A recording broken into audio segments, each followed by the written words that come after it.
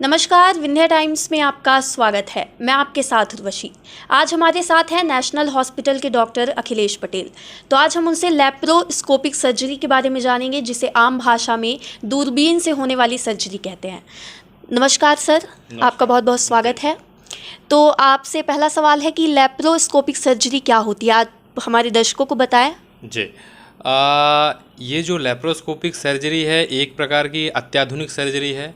पहले मैं बता देना चाहूँगा कि पूर्ववर्ती समयों पे किसी भी चीज़ की सर्जरी करनी होती थी, जैसे अपेंडिक्स हो गया, गॉल ब्लैडर हो गया, तो पहले पूरा चीरा लगता था, बड़ा चीरा लगता था, फिर उस पर्टिकुलर अंग तक पहुंचा जाता था, फिर उस अंग को निकाला जाता था, फिर जितना बड़ा चीरा है उसको सिला जाता था और मरीज का लगभग 5 से 10 दिन 15 दिन तक रुकना करना पड़ता था, जो कि मरीज के लिए काफ़ी एक्सपेंसिव होता था। उसमें दर्द भी काफ़ी समय तक रहता है।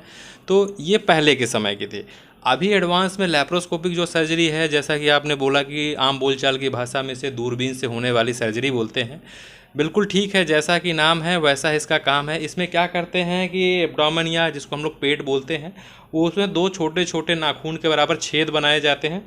3-4 छेद जैसी सर्जरी होती है, जैसे अपेंडिक्स की सर्जरी में केवल 3 छेद से ही अपेंडिक्स का पूरा ऑपरेशन हो जाता है, या पित्त की थैली की सर्जरी है तो 4 छेद बनाए जाते हैं। तो ये निर्भर करता है कि 3 छेद से लेकर के 5 छेद अपन पेट में बनाते हैं और उसी से ही सारे अंग निकाल लिए जाते हैं। जी। तो सर किस किस बॉडी पार्ट में सर्जरी होती है लैप्रोस्कोपिक द्वारा, दूरबीन के द्वारा किस किस बॉडी पार्ट की सर्जरी होती है? बिल्कुल ठीक पूछा। हम बात करें तो आज का जो इरा है या मेडिकल साइंस है, इस स्तर तक पहुंच चुका है कि कोई भी ऐसा बॉडी पार्ट नहीं है जिसमें हम दूरबीन या लैप्रोस्कोप से सर्जरी नहीं कर सकते हैं। हम बात करें सामान्यतः तो ऊपर आहार नली होती है, उसमें भी दूरबीन से सर्जरी आजकल की जा रही है।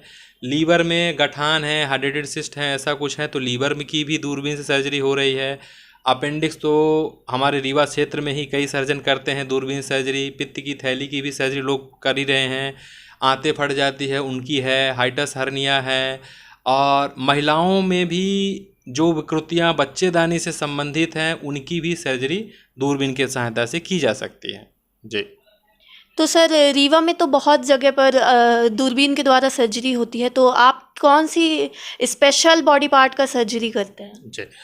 सामान्यतः जैसे आपने कहा, जैसे मैंने पहले भी बोला कि अपेंडिक्स की सर्जरी दूरबीन से की जाती है, जो सबसे शुरुआती सर्जरी होती है दूरबीन की पद्धति के द्वारा। इसके बाद पित्त की थैली में जो पथरियाँ आ जाती हैं उसको भी दूरबीन से की जाती है।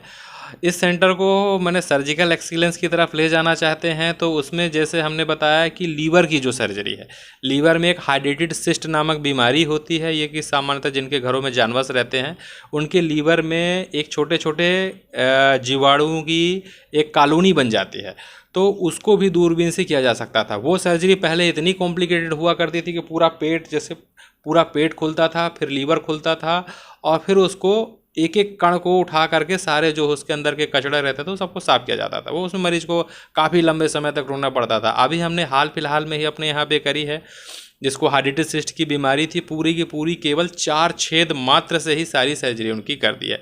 ये हुई पहली एडवांस सर्जरी।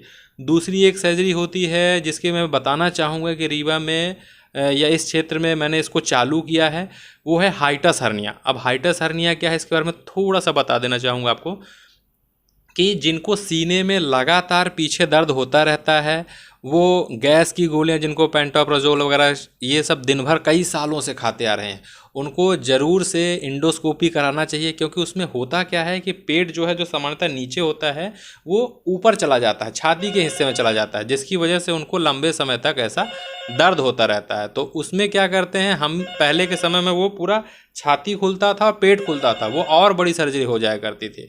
तो अब हमने उसमें क्या किया है कि दूरबीन से उस सर्जरी को कर रहे हैं, जिसमें केवल 4 या 5 छेद बनाते हैं, और जो पेट ऊपर चढ़ जाता है उसको दूरबीन की मदद से नीचे ला करके रैप कर देते हैं।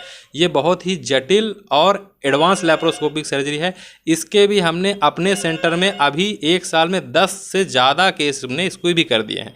तो ये हो गया।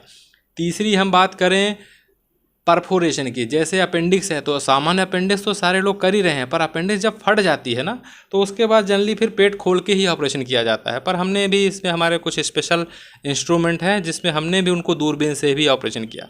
हाल फिलहाल में बात करूं तो 3 दिन पहले एक लेडी आई थी जिनका बच्चा जो है उनके गर्भ में ना ठहर के नली में ठहर गया था। तो नली में ठहरने की वजह से जब बच्चा उस नली में विकसित हुआ तो नली फट गई। फटने की वजह से अंदर खून ही खून, उनका रिसाव था, मरीज का बीपी कम था। मरीज को हमने ओटी में लिया, तुरंत उसको ब्लड वगैरह लगाया, रिससिटेट किया, उसको फिट किया थोड़ा, और तुरंत दूरबीन डाल करके उस हिस्से को ही केवल कट किया जहाँ से रिसाव था, और उस बच्चे उस नली को अपन ने ठीक किया। तो कहने का मतलब जो इसको हम बोलते हैं एक्टोपिक प्रेगनेंसी। एक्टोपिक प्रेगनेंसी वो प्रेगनेंसी होती है जो बच्चेदानी में न ठहर के अगल बगल कहीं ठहर जाए।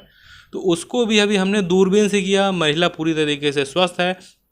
अब उसमें फ़ायदा क्या होगा कि उसका पूरा चीरा नहीं लगाना पड़ा, लेंथ ऑफ स्टे कम हो जाएगा, 10 दिन रुकने की जगह तीसरे दिन कल तक में हम उसकी छुट्टी कर देंगे, खाना पीना खा पाएगी, साथ में उसकी ओवरी भी बच गई। तो ये सारे जो भी एडवांस ऑपरेशन है, ये भी कहूँ कि जिन बुज़ुर्ग महिलाओं को या कुछ भी बीमारी, बच्चेदानी संबंधित बीमारी होती है, उसमें भी सामान्यतः अभी तक रीवा में चीरा लगा के ही ऑपरेशन किया जाता है। उनको भी हम दूरबीन से 3 या 4 छेद की मदद से दूरबीन से बच्चेदानी का ऑपरेशन कर सकते हैं और कर रहे हैं हम जी। तो आज हमने जाना दूरबीन के माध्यम से बॉडी पार्ट में कई सामान्य अंगों, जटिल एडवांस सर्जरी के बारे में लैप्रोस्कोपी के द्वारा शरीर के कई बॉडी पार्ट्स का सर्जरी हो रहा है रीवा में, जिसके बारे में आज हमने डॉक्टर अखिलेश पटेल से जानकारी ली। बहुत बहुत धन्यवाद। बहुत बहुत धन्यवाद।